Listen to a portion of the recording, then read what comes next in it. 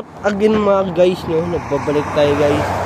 So ayan guys, nandito na naman tayo sa bus stop. Papunta tayo ng Tim Hortons. So ayan guys, no? Anong tawag nito?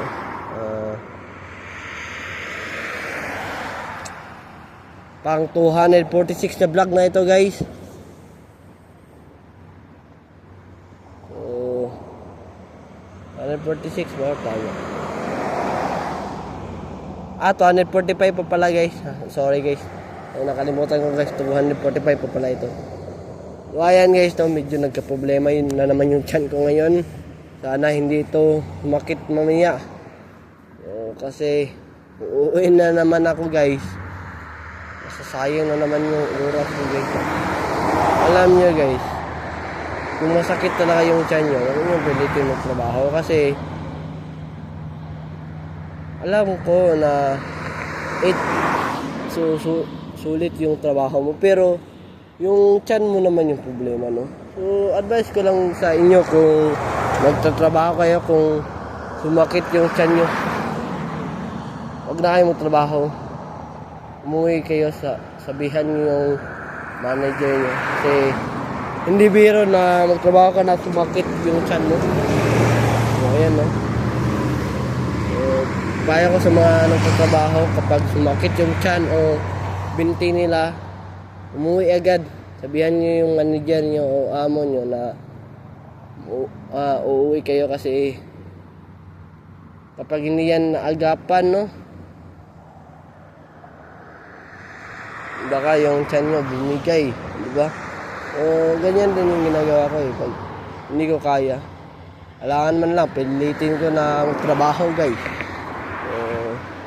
Okay na yung masayang yung oras kaysa hindi nga nasayang yung oras mo, hindi ka umuwi. Kaso lang, ikaw naman yung problema. Ikaw, okay lang kung ikaw sumakit yung tiyan mo tapos may sasakyan ka. Okay lang kasi mamaya magdadrive ka lang naman, uupo ka lang naman, okay lang yun. So, pero kung wala kang sasakyan, kung kailangan mo pa mong bus, uuwi ka talaga, no? Huwag mo nang hintay na sumakit malala yung tiyan mo kasi yan biro, no? Cause yan ng appendicitis. So, ayan guys, no?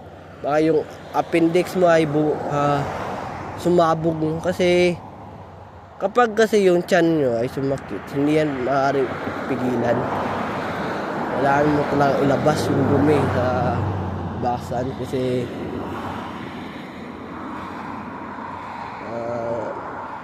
kapag hindi mo yan nilabas, yung dumi niyan pupunta sa mga parte sa loob ng katawan mo. Ang worst niyan ay magkalat pa, no, sa yung dumi sa tiyan mo, maghalo yung healthy at hindi healthy. So ayan guys, no. So sa hindi pa nakasubscribe sa YouTube channel guys, mag-subscribe na kayo sa YouTube channel na Aaron Caraldi at huwag kalimutan pinutin ang notification bell all para updated kayo lagi sa aking mga vlog, no. So magdala na tayo ng gloves ngayong Thursday guys kasi isang talo na lang guys, wala guys, unique siya sa Pilipinas. Ayang, so gagawin ko talaga yung best ko guys. So gagamitin ko yung stamina ko at mag-aaral ako ng chess. So, guys ako. So, ayan guys. Salamat sa mga taong nagsusuporta sa akin guys. So, ayan guys, no. So, maganda yung panahon ngayon guys. So, mamaya mag-vlog na naman tayo pa uwi. So, ayan naman na ngayon guys. Paki-subscribe sa aking YouTube channel na Aaron Caraldi at huwag kalimutan pinutin ang notification bell na all para updated kayo lagi sa aking mga vlog. Ayun na muna ngayon guys. Have a wonderful day and have a nice day. Keep safe and I'll see you for my next vlog.